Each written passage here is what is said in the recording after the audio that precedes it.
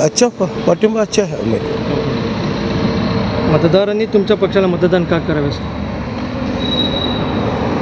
माझी उमेदवारीच प्रस्थापितांच्या विरोधात आणि जातीवाद्यांच्या विरोधात आहे. त्यामुळं खऱ्या अर्थानं प्रत्येक वेळी आपण धनदानग्यांना, भांडवलशाहीला आणि कारखानदारांनाच का मतदान करायचं?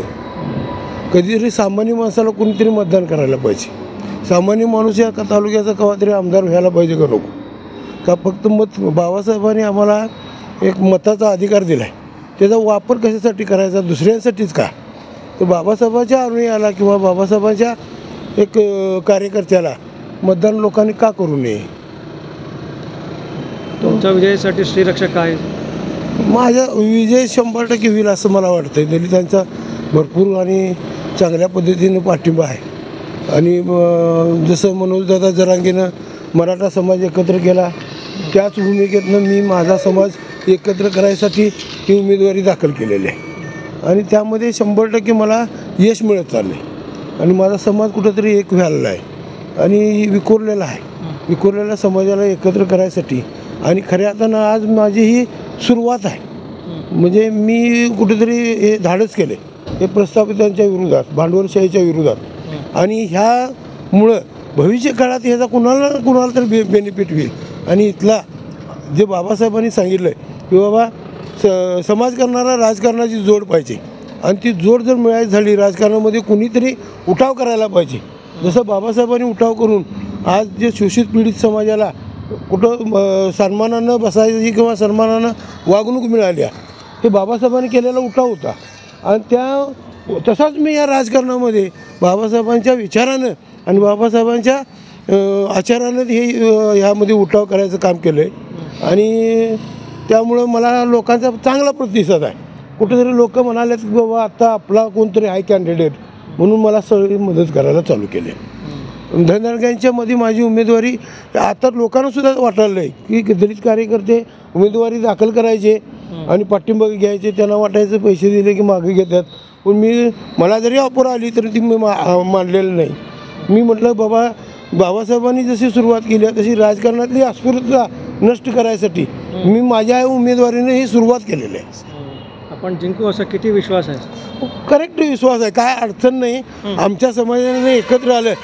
हे बघा काय होईल निकाल हे मतदारांच्यावर अवलंबून आहे. मतदार किती प्रतिसाद देतात किंवा किती मतदान करतात. इथं पद्धत अशी आहे मतदान विकत घ्यायचं. पण माझे मतदान आहे माझे आहे बाबासाहेबांचा विचार मी मांडत चाललो आहे. इथलं शैक्षणिक असू दे, MIDCला कामगारांची समस्या असू दे, अशा अनेक समस्या आहेत. परप्रांतीयांना इथं स्थान दिलं जातं. इथं भूमिहीनांना डावलं जातं आणि परप्रांतीयांच्याकडनं 24-48 तास काम करून घेतलं जातं. 15-15 हजार रुपये पगार. हे मला वाटतं ग्रॅज्युएशन झालेली, डिग्री झालेली मुलं या MIDCमध्ये 15-15 हजार रुपयाला काम करतात. तर माझ्या मतानं मी जर निवडून आलोच ह्या तालुक्याचा आमदार झालो तर खऱ्या अर्थानं 25,000पासून सुरुवात या पगाराची व्हायला पाहिजे. एवढी मोठी महागाई, त्यामध्ये कसे परवडणार? त्यांचं पेट्रोल, डिझेल खर्च, जेवण खाणं हे कसं शक्य आहे? सामान्य माणसाचा प्रश्न कुणीतरी उचलायला पाहिजे. आणि मी सामान्य माणसाचा प्रश्न घेऊन जनतेच्या समोर चाललो आहे. जनतेने योग्य निर्णय दिला. खऱ्या अर्थानं जे पूर्वी होत होतं म्हणजे पूर्वी जी विचारसरणी होती की बाबा योग्य कॅन्डिडेट निवडून लोक मदत करत होती, त्यामध्ये मंडली साहेबांना सुद्धा खऱ्या अर्थानं सामान्य उमेदवार म्हणून एक राजांच्या विरोधात उभा करून सुद्धा लोकांनी या तालुक्यातल्या निवडून आणलं. तसंच मी एक सामान्य म्हणून तुमच्यासमोर लोकांच्या समोर आलो आहे. लोक त्याचा प्रतिसाद मला चांगला आहे तसा मिळाला आहे की बाबा कॅन्डिडेट चांगला आहे, काम करायची क्षमता आहे आणि दुसरं कोणतरी व्हायला पाहिजे ना. हे म्हणजे ह्या धनदानग्यांच्या लढाईमध्ये सामान्य माणसाला केव्हा तरी संधी मिळायला पाहिजे. आता याच्या पुढे काय पैसे ज्याच्याकडे आहेत त्यानंच आमदार व्हायचं का?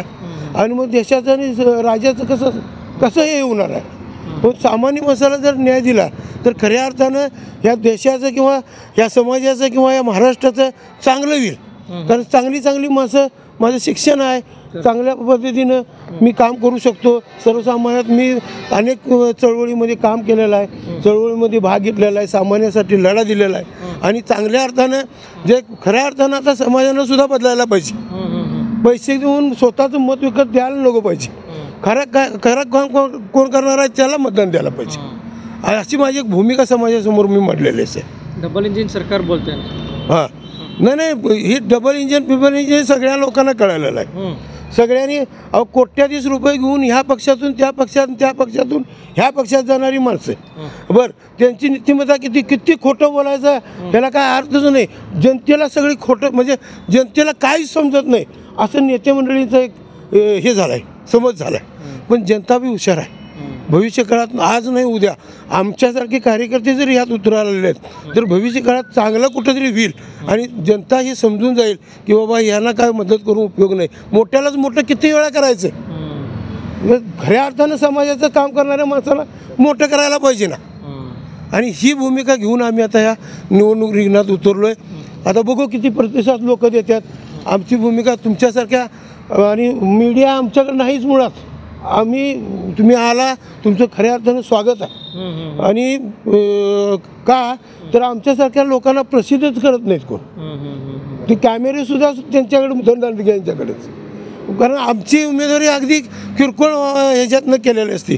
मला लोकांनी पैसे वगैरे हे देऊन मदत केलं. माझं फॉर्म भरायला सुद्धा लोकांनी पैसे दिले. या विधानसभा मतदारसंघातील मतदारांना तुम्ही काय संदेश? 100% लोकांना जर खऱ्या अर्थानं काम करणारा कार्यकर्ता पाहिजे असेल, खऱ्या अर्थानं काम करणारा आमदार पाहिजे असेल तर ते मला मदत करायला पाहिजे. मला मतदान करायला पाहिजे. माझ्या पाठीशी उभं राहायला पाहिजे. खऱ्या अर्थानं सामान्याचे प्रश्न मी सामान्य कुटुंबातला कार्यकर्ता आहे त्यामुळे सामान्यांचे काय प्रश्न असतात आज काय महागाई आहे आणि सामान्य माणसाचं कुटुंब कसं चालतं आहे हे मला नक्की खऱ्या अर्थानं मला माहिती आहे. त्यामुळे सामान्यासाठी लढायसाठी मला विधानसभेत एकदा पाठवा. मी एक विनंती करीन आवाहन करीन मतदारांना